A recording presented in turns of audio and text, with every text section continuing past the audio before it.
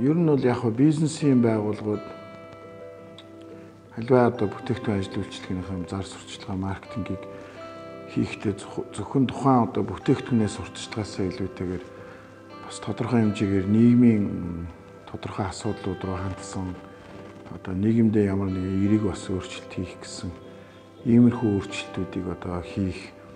буюу одоо бидний ярьж байгаа нийгмийн чиглэлийн энэ маркетингтэй уялдуулж хийдэг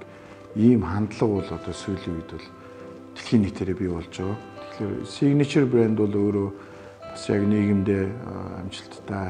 за мөн одоо ажил хөдөлмөр эрхлээд ийм одоо нийгмийн асуудалтай бол идэвхтэй иргэний өнцгөөс ханддаг ийм тодорхой бүлэгт зориулсан бүтээгдэхүүн.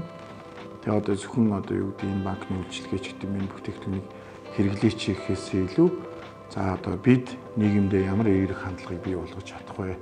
гэдэг энэ асуултаас өөрсдийн одоо маркетингийн үйл ажиллагаа юм ингэж зөв өнцгөөс олж харсандаа бол давуу тал. Гэхдээ энэ урт хугацаанд энэ нийгмийн бүхэл бүтэн бүлэг давхаргуудын сэтгэлгээ хандлагын өөрчлөлтийг хийх ийм юм руу явах хэрэгтэй юм байна.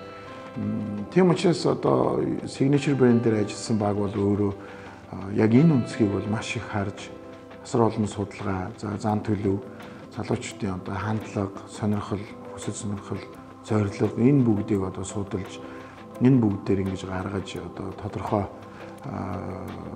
төлөвлөлт тийм ээ одоо концепцийг гаргаж ирсэн учраас бол маш тийм амжилттай тодорхой одоо өөрийн яг зорьсон тэр бүлэгтээ бол үйл ажиллагаа ингээ явуулж байгаа. Хэдийгээр одоо залуу брэнд ч гэсэн маш амжилттай ингээ явж байгаа. Тэгэхээр энэ арга технологи за энийг одоо хэрхэн боловсруулах, үүнийг одоо хэрхэн хийх талаар бид нар бол одоо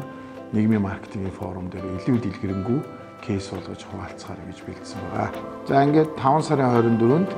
нийгмийн маркетингийн форум дээр уулзаж энэхүү одоо туршлага мэдлэгээс хуваалцгаая залуучуудаа.